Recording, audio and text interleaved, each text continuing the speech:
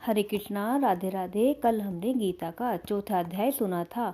आज हम गीता के चौथे अध्याय का महात्म्य सुनाएंगे। भगवान विष्णु ने लक्ष्मी से कहा कि हे प्रिय, गीता के चौथे अध्याय का नित्य पाठ करने वाला प्राणी यदि किसी अन्य व्यक्ति को स्पर्श कर भी दे तो उसको मोक्ष प्राप्त हो जाता है। लक्ष्मी जी ने उत्सुकतावश पूछा, हे नाथ, क्या गीता के चौथे अध्याय का नित्य पाठ करने वाले का स्पर्श पाकर कोई प्राणी मुक्त हुआ है? तब भगवान विष्णु ने कहा कि हे लक्ष्मी, मैं तुम्हें पुरातन काल की एक कथा सुनाता हूँ। गंगा नदी के तट पर काशी नगर है।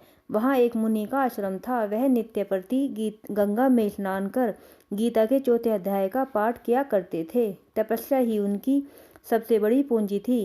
गीता के चौथे अध्याय का नित्य पाठ करने से उनका हृदय काफी कोमल और साफ हो गया। एक दिन मुनि वन में गए। काफी देर तक चलने के कारण वह थक गए और एक स्थान पर रुक गए। वहां बेर के 2 वृक्ष थे। मुनि उनकी छाया में विश्राम हेतु बैठ गए। अधिक थक जाने के कारण शीघ्र ही उन्हें निद्रा आ गई। एक वृक्ष से उनके पांव लगे तथा दूसरे वृक्ष के साथ सिर लग गया। वह दोनों वृक्ष पृथ्वी पर आ गिरे। उनके पत्ते सूख गए। कुछ देर विश्राम करने के पश्चात मुनि तो अपनी आगे की यात्रा पर चले गए, लेकिन बेर के दोनों वृक्ष पत्तों सहित गिरकर बिल्कुल सूख गए। कुछ दिनों बाद ही दोनों बेर के वृक्षों ने कन्याओं के रूप में एक ब्राह्मण के घर जन्म लिया। बड़े ही पुण्य कर्मों से मानव देह मिलती है और वह भी ब्राह्मण कुल में। धीरे धीरे दोनों कन्याएं बढ़ने लगी। बाल्यावस्था से ही उन्होंने घोर तपस्या करनी शुरू कर दी। जब वे दोनों विवाह योग्य हुई तो ब्राह्मण को अपनी पुत्रियों के विवाह की चिंता सताने लगी। काफी खोजबीन के पश्चात जब ब्राह्मण को उनके लिए योग्य वर मिल गए तो दोनों पुत्रियों ने विवाह करने से इनकार कर दिया, क्योंकि उन्हें अपने पिछले जन्म की सभी बातें याद थी। उन्होंने अपने पिछले जन्म की सभी बातें अपने माता पिता को सुना दी और उनसे कहा कि वे उन मुनि से मिलना चाहती हैं जिनके स्पर्श मात्र से ही उन्होंने उस अधम देह से मुक्ति पाकर मानव देह पाई है। उन्होंने अपने माता पिता से तीर्थ यात्रा पर जाने की आज्ञा मांगी। दोनों कन्याओं के माता पिता ने उन्हें आज्ञा प्रदान कर दी। तब उन कन्याओं ने अपने माता पिता की चरण वंदना की और तीर्थ यात्रा पर निकल पड़ी। कुछ दिनों की यात्रा के पश्चात वे दोनों बनारस में पहुंच गई। वहां उन्होंने जंगल में एक तपस्वी को देखा जो आंखें मूंदे अपनी तपस्या में लीन था। वे दोनों उस मुनि को पहचान गई, क्योंकि उनके स्पर्श से ही उन्हें मानव देह प्राप्त हुई थी। दोनों कन्याओं ने साष्टांग प्रणाम किया और चरण वंदना करने लगी। मुनि ने आंखें खोली तो सामने 2 कन्याएं को खड़े देखकर वे बोले, तुम कौन हो बालिके?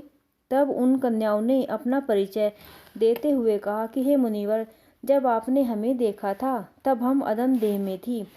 वह मानव देह हमें आपके स्पर्श से ही प्राप्त हुई है। हम दोनों पिछले जन्म में बेरों के वृक्ष की योनि में थी।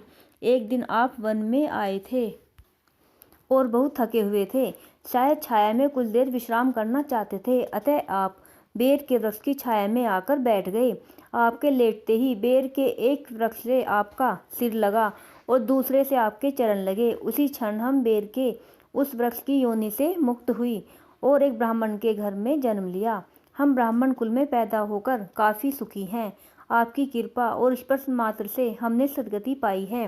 कन्याओं की बातें सुनकर मुनि बोले, मुझे तो यह याद नहीं। हे देवियों, तुम ब्राह्मण कुल में जन्मी हो, इसलिए मेरे लिए पूजनीय हो। बोलो, मुझसे क्या चाहती हो?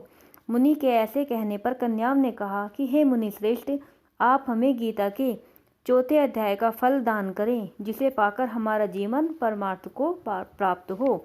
मुनि ने कन्याओं की इच्छा जानकर उन्हें गीता के चौथे अध्याय का फल देते हुए कहा कि हे ब्रह्मा देवियों, तुम इस अध्याय को स्वच्छ मन से नित्य पाठ किया करो, इससे तुम्हें मोक्ष की प्राप्ति होगी। दोनों कन्याओं ने मुनि को प्रणाम किया और मुनि अपने आश्रम की ओर चल दिए। उस दिन से दोनों कन्याएं गंगा तट पर स्नान करने के पश्चात गीता के चौथे अध्याय का श्रद्धा से पाठ करने लगी और मोक्ष को प्राप्त हुई। कथा समाप्त करने के पश्चात भगवान विष्णु ने कहा कि हे लक्ष्मी, गीता के चौथे अध्याय का महात्म्य बहुत श्रेष्ठ और कल्याणकारी है।